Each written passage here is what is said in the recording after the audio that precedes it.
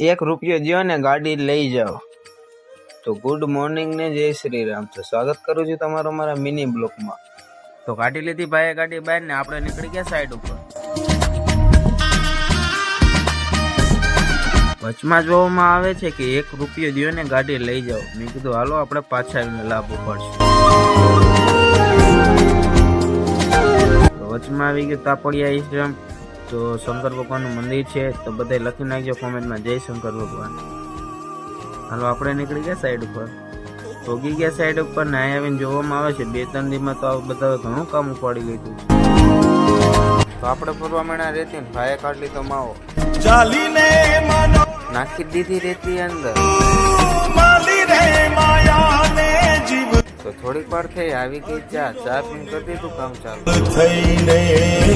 મારી દીધો પંચ અને કરી દીધું કામ ચાલુ।